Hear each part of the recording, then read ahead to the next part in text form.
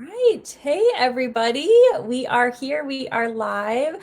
I am Gina from Advantage College Planning, and today I'm really excited to be joined by my colleague Jordan. Hi, Jordan. Hello.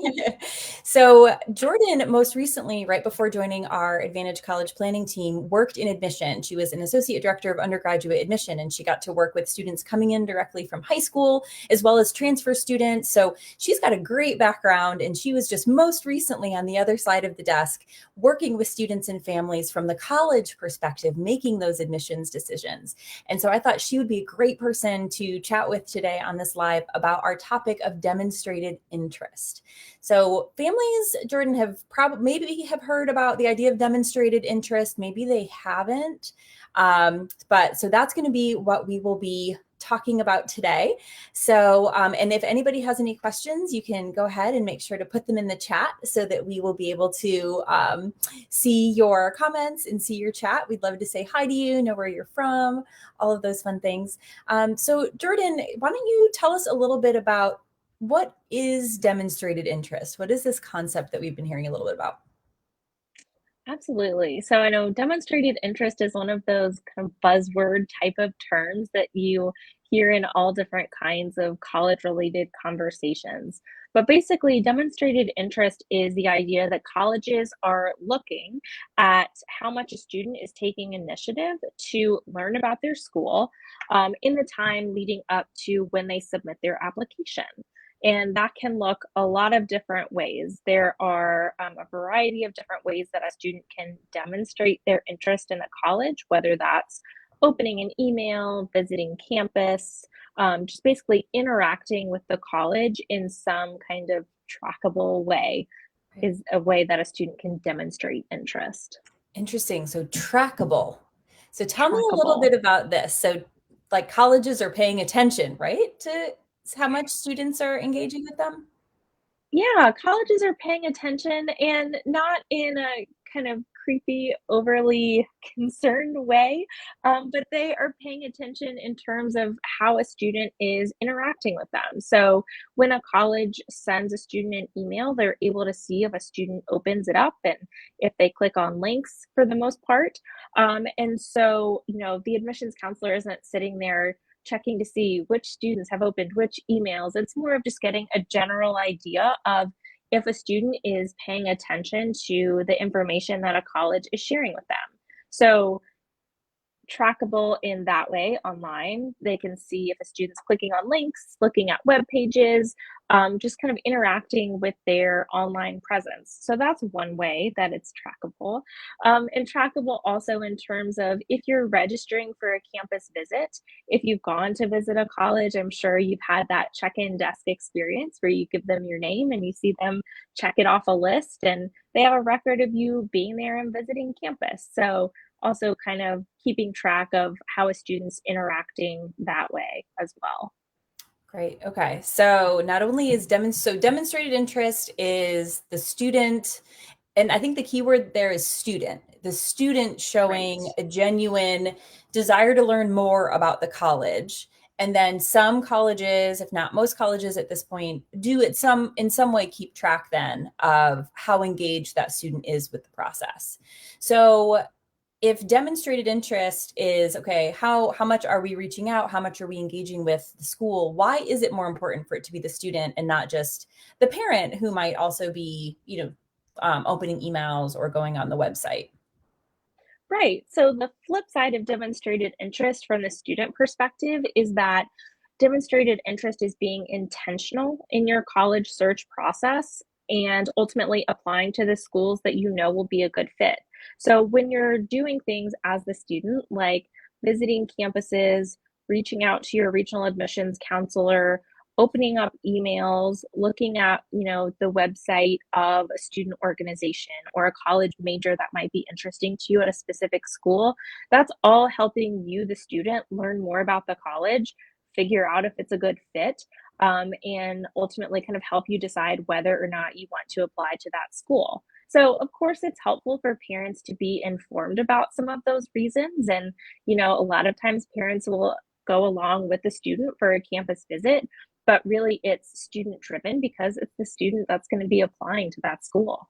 Right, absolutely. And so if the student needs to be the one engaging because at the end of the day, it's 4 years of the student's life. You need to make sure it's the right fit for them. So let's go back to Exactly. emails a little bit. I know that a lot of my students are getting just totally bombarded now that they've completed or almost completed with their SAT and ACT testing. They've started visiting some campuses, and so they're just getting crushed with emails. So how can a student get the information that they need, make sure they're demonstrating interest to the schools that they actually want to learn more about, but still manage that major influx when maybe they're not really used to checking email all that much? Yeah, I think manage is a key word there. Email management, believe it or not, is such a huge part of the college application and admission process. So I think when you're getting all of these emails from colleges, and I mean, I know it's a ton, I get a lot of them too. So if there is a college that you as a student know you're not interested in for whatever reason, it's too far away, or they don't offer the major that you're interested in, or whatever the case may be, go ahead and unsubscribe from those emails. You know, there if you know you're not interested in pursuing that college, there's no reason to continue to have them flood your inbox. So that's one way.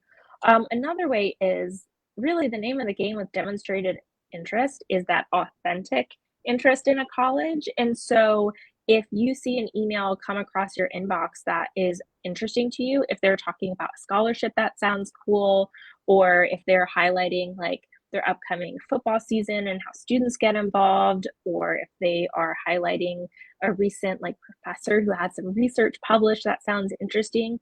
If it's interesting, click on it, open it, interact with it, learn more. So I think paying attention to some of those subject lines and which schools are sending what type of information, that can be helpful too. And again, you don't have to open up every single email that every college sends you. That would be a full-time job, I think, for a lot of students.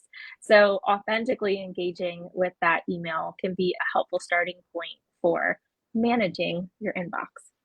Yeah. And I know sometimes too with those emails, I've had some students who have almost like an Easter egg in those emails. It's like, oh, I opened the email and I read through and I learned, hey, if I enter this code when I apply, they'll waive my application fee. Or, oh, if I click here, I can learn more. I could apply to the honors program that I didn't even knew existed. So sometimes there's opportunities like that too. Yeah. Absolutely. Cool. So then, all right, so now the student has gotten out of email mode. They're going to get on campus, and that's great. If they can do an on-campus visit, that's a wonderful way to learn more and demonstrate interest. So we had a question come in. When visiting a school, in addition to just visiting and checking the box of I went to the campus visit, okay, great. What else can the student be doing while they're visiting to demonstrate more interest and authenticity in that school? Yeah. So, of course, different colleges kind of manage their campus visits in different ways. Sometimes it's a group session, sometimes you're meeting one on one with someone from admissions. But I definitely recommend, as a student going into a campus visit, have some questions in your back pocket that you'd like to learn more about the college. Questions that you could ask someone in the admissions office that you're genuinely and authentically interested in learning more about for the school. So that way, if you get stuck in a moment where you have a chance to ask those questions, you're prepared, you feel a little bit more comfortable asking those questions, and it makes for a nice kind of easy way to make conversation with someone from the admissions office. You know, being engaged as a participant in the campus visit can be a great way to demonstrate interest while you're there. And then once you've finished up that campus visit, sending an email to your regional admissions rep afterwards and saying, hey, I visited campus, yesterday afternoon. I had a great time learning about, and name something specific, unique to that school, something that really stood out to you that made you feel like that college is a good fit for you. That's a great way to kind of build that relationship with your regional admissions rep in an authentic way. And when it comes time for that specific college, if you need to write a why us essay, that's great, kind of a great starting point for writing that essay. Awesome. Yeah. So for people who've just been joining us, welcome. We're so glad you're here. So we're chatting today with Jordan Richards from our office at Advantage College Planning. Jordan was most recently in the admissions side of the desk before joining our team. So I was really excited to chat with her about how students can demonstrate interest and really have that work to their benefit in the application and admissions process. And we talked a little bit about the email activity and engaging through email, responding back and forth, and then visiting campus. Jordan was just saying you were talking about regional reps. So Yes. can you tell me a little bit more about that? So tell us, just explain how that works. Do all schools have a regional rep, or what is their role? How do you even know who your regional rep is? Right. So most colleges divide up their Office of Admissions so that specific admissions counselors or admissions representatives are reading applications from a specific area. And depending on the school, that could be a specific state or part of the country, specific high school, even. Really just kind of depends on how they divide it up. But my guess is that they divide up their admissions counselors so that every student has their own kind of regional representative. Um, if you don't know who that regional rep is at a school, you can go on a college's admissions webpage, and for the most part, they'll have some kind of link like find your counselor or who's my admissions rep or something like that, where you can enter in information about the city you live in, the high school that you go to, and easily find out who your regional representative is that way. And I know for some high school students, it can seem like you might be bugging that regional rep or kind of being intrusive by reaching out to them. But I can certainly say, as someone who worked in admissions, my favorite part was getting to connect with students. And for almost all of my colleagues, that was also their favorite part. So you're not bothering someone by asking questions, you're not getting in the way of their work. They're happy to talk to you and provide you with information about the school that they work for, that they're excited about. So certainly don't let that deter you from reaching out to your regional admissions rep. Yeah, I think sometimes students don't really know, like, what am I supposed to say? I don't know this person. Yeah. This is weird, right? And so I'll tell students, let's find your rep, like you were saying, right on the webs on the specific college's Hmm. website, and write an email introducing yourself and then asking a specific question. For some students, that could even be, are you planning to visit my specific high school in such a city, such a town, such a state this year, this fall, right? Because that's something that pre-pandemic admissions reps used to do, right? Like the travel Right. piece is a big part of the job. So that's a great way to start the contact. So then when we're talking a lot about demonstrated interest today and why it's important. Now, does every single school in this country track demonstrated interest and use it in their admissions review process? No. So, like all things college admissions, it's different at a lot of schools, right? There's no answer that is true for every college. So, some colleges look at demonstrated interest, but it doesn't make an impact on the way that they review an application. Some colleges don't track it at all. Some colleges track demonstrated interest, and it does make a difference in an admissions decision. And then there are all kinds of specific, like, if then situations. So some colleges don't normally track demonstrated interest, or it doesn't really make a difference as they're making a decision. But for students on the wait list, it can make a big impact on whether or not they're ultimately admitted to that school. So it can certainly differ from school to school. But again, it goes back to that idea of demonstrated interest from the student perspective. So if you're demonstrating interest in a college, that just means that you're researching, you're learning more about the school. It's only going to benefit you to demonstrate interest in a college that you're actually interested in, because it's going to help you narrow down that list of schools to figure out which ones you want to ultimately apply to, and to help you figure out which schools are going to be a good fit. So it Right. can be helpful to think about it from your perspective as the student rather than the college's perspective. Yeah, it's less of a trying to check the box, get the points, play the game, Right. right? And Yeah. it's more about authentic engagement.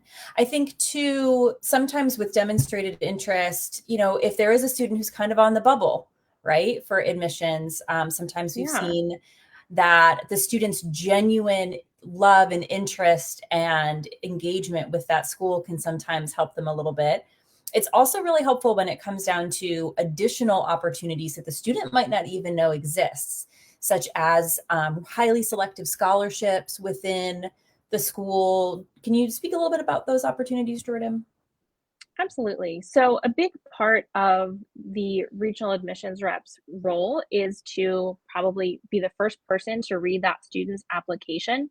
So, the better that your admissions rep knows you, the better that they can advocate for you in terms of if they make a recommendation for an admissions decision for you, the better they can defend that recommendation if they know more about who you are, what you're interested in, and how you're genuinely interested in that school. And then also, someone who works in admissions, they might also have the opportunity to recommend students for scholarship opportunities, things like that. And again, the more an admissions rep knows about you, the easier it is to recommend you for a scholarship opportunity that could be a great fit for you. It's harder for them to know who you are if you haven't engaged with them at all, whether that's in a campus visit or over email, or if they visited your high school and you went and chatted with them. The more they know you, the easier it is for them to advocate for you, whether it's with an admissions decision or recommending you for all kinds of cool different opportunities. Yeah, absolutely. So we know now that demonstrated interest is real. It does exist. It is something that many colleges do consider as they're making admissions decisions. So we know it's important. Is it possible to show too much demonstrated interest? Students are always like, I don't want to look like a stalker. Is it Right. possible to go too far and show too much? Yeah, I think it is probably possible to take it overboard. But again, tying it back to that idea of genuine and authentic interest, if you have questions about a college that you would like to get answered, reaching out to your regional rep is great. If you are, interested in visiting campus, go for an individual tour. You can go back for an open house. I mean, do you need to be going on campus tours every weekend? No, I think that would be overboard for sure. But Right. I think getting different types of information about a college can be really helpful. And doing something like, visiting a college in October and then visiting a college again in February when it's gray and gross outside, you can get a totally different perspective on a school and the student body and, everything that's going on a campus. So, information is helpful, but certainly you don't need to overload yourself with information. Yeah, that's great. So then thinking about your time in admissions, were there any Mhm. times that you felt like a student maybe was either on purpose or accidentally showing that they were disinterested in the Yeah. college? Yeah, so along with that idea of demonstrating your interest, you can certainly demonstrate disinterest, whether that is on purpose or, otherwise. So if you are, for example, going on a college tour and, you know, your family is a big fan of the local, let's say, local public college, big basketball fans or football fans or whatever the case may be. You have a lot of sweatshirts and t-shirts and hats and all of that, and you're visiting, let's say, a local private school, maybe don't wear all of your gear for a different college when you're going on a tour of another college. Things like that. I mean, is that going to make or break an admissions decision? No, I can't imagine that it would. But it's, showing a college disinterest. Another way to show disinterest is if you do have the opportunity to meet with your regional admissions rep, let's say, and you show up to that conversation and you're sitting like this in your chair and you're not really interacting and you don't have any questions, it comes off as if you're not interested in that school. And again, is it going to make or break an admissions decision? I don't think so, but you're wasting a really valuable opportunity to show interest and to get more information specific to what you are looking for. So again, I think going into something like a campus visit with a little bit of preparation can go a really long way in terms of helping you make the most of that opportunity. Yeah. So it sounds like overall, our takeaways are that demonstrated interest, the student taking that initiative to really show different colleges that they are doing their work, they're interested in learning more about the school for really authentic reasons, is an important part of the process, both because it could impact an admissions decision or a scholarship decision or opportunity. But more importantly, in a lot of ways, it also helps the student learn, is the school even going to be a right fit for me? And so as long as the student is really taking that initiative to open their emails, they have to change some of their habits, right? They're not used to checking email. At least I know most of my students aren't. Great. But changing those habits and checking those emails and making the appointments for the campus visits and then going to those visits intentional and maybe with some questions prepared so that even if they are a really shy, kind of more introverted person, they'll have some questions that they can ask to show that they are genuinely interested. Right. All right. Absolutely. Wonderful. Well, this was super helpful. Oh, we have one question. So great. Yeah, no, great question. So how much does interacting with the tour guides help the student in this process? I think interacting with the tour guides can be a huge help. A lot of times, tour guides on a campus visit are current students who are really excited about their school. They want to bring in other new friends, potential new classmates who are equally as excited. Um, so I think interacting with your tour guide is a great way to get information about a current student's experience on a campus, right? Because your admissions reps and folks who you meet with on a campus who work in the Office of Admissions, they don't necessarily have that current student experience. So getting both of those perspectives can be really helpful for students as they are, again, trying to figure out if a college is a good fit. And a lot of times, those student tour guides will make themselves available to answer questions that come up kind of after the tour or as a student continues to go through their admission process. And I also saw a question come up again, so I want to reiterate how you find out who your regional admissions rep is. And most college websites, if you just go to their admissions webpage, they have some kind of contact us or meet your admissions counselor or who is my admissions rep, some kind of question to that effect. And you'll enter in information about the city or state that you live in or the high school that you attend, and that name will pop right up with your assigned admissions counselor, and you can reach out to them directly with any questions that you have.